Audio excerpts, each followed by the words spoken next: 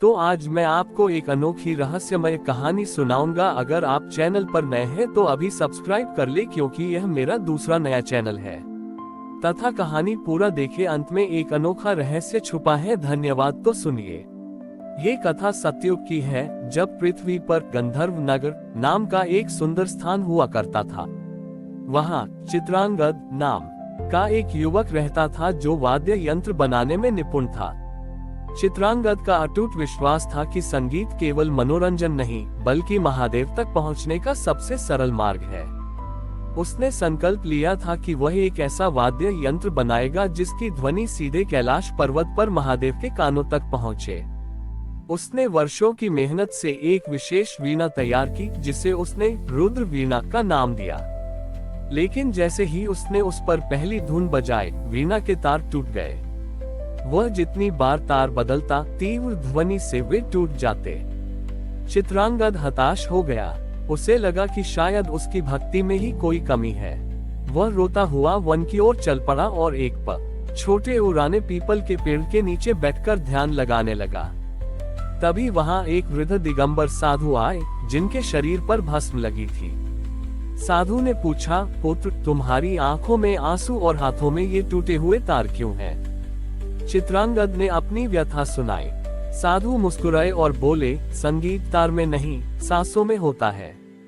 तूने यंत्र तो बना लिया, पर उसमें अपनी आत्मा का संगीत डालना भूल गया।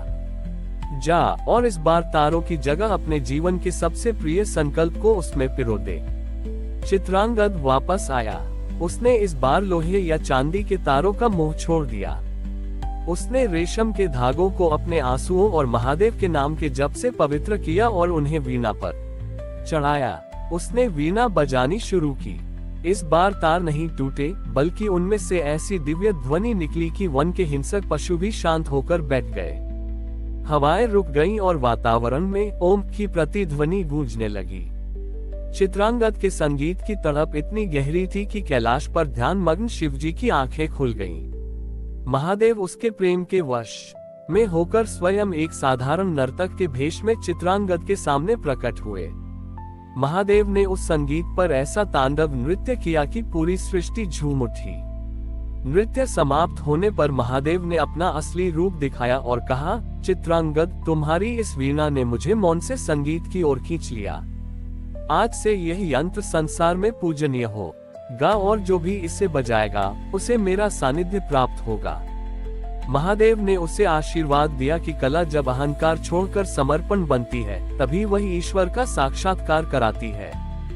चित्रांगद की वह वीणा आज भी संगीतकारों के लिए प्रेरणा है, जो सिखाती है कि भक्ति का कोई विशेष व्याकरण नहीं होता, बस हृदय का तार परमात्मा से छोटे उड़ना चाहिए। चित्रांगद को महादेव के साक्षात दर्शन और वरदान तो मिल गया, लेकिन अब उसके सामने एक नई परीक्षा थी।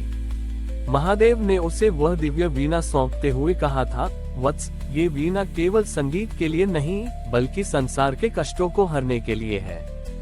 इसकी ध्वनि जहाँ तक जाएगी, वहाँ शोक और रोग का नाश होगा। चित्रांगद ने महादेव की आज्ञा शिरोधार्य की और वह गांवों और नगरों में घूम घूम कर अपनी रुद्र वीणा बजाने लगा। जहाँ भी वह जाता, बीमार स्वस्थ हो जाते और मुरझाए हुए खेत हरे भरे हो जाते। लेकिन उसकी इस ख्याति से गंधर्व नगर का राजा अश्वसेन ईर्ष्यालु हो उठा।